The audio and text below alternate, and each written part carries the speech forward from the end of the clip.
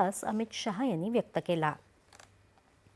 पंतप्रधान नरेंद्र मोदी आज एक दिवसाच्या आसाम दौऱ्यावर आहेत। या दौऱ्यात आज सकाळी दिब्रुगड इथं लढाऊ वाहतूक आणि हेलिकॉप्टर यांच्या हवाई कसरतींचं निरीक्षण करतील।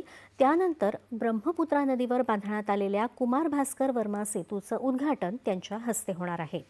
त्यानंतर गुवाहाटी इथं त्यांच्या हस्ते 5400 कोटी रुपयांच्याहून अधिकच्या विविध विकास प्रकल्पांचं उद्घाटन होईल। गुवाहाटी इथं उभारण्यात आलेली ELF अर्थात विमानाच्या आपत्कालीन उतरण्याची सुविधा ही ईशान्य भारतातील एकमेव सुविधा आहे। आपत्कालीन समयी लष्करी तसंच प्रवासी विमानांचं उड्डाण आणि त्यांना उतरवण्यासाठीच्या उद्देशानं त्याची खास निर्मिती करण्यात आली आहे। ब्रह्मपुत्रा नदीवर बांधण्यात आलेला कुमार भास्कर वर्मा सेतूसाठी 3000 कोटी रुपये खर्च आला असून तो 6 पदरी रस्ता आहे। यामुळे गुवाहाटी शहराला अन्य राज्यासोबत जोडण्यात आला आहे। याशिवाय पंतप्रधानांच्या हस्ते कामरूप जिल्ह्यात तयार करण्यात आलेल्या राष्ट्रीय डेटा केंद्राचंही उद्घाटन होईल। या केंद्राची 8.5 मेगावॅट एवढी क्षमता आहे।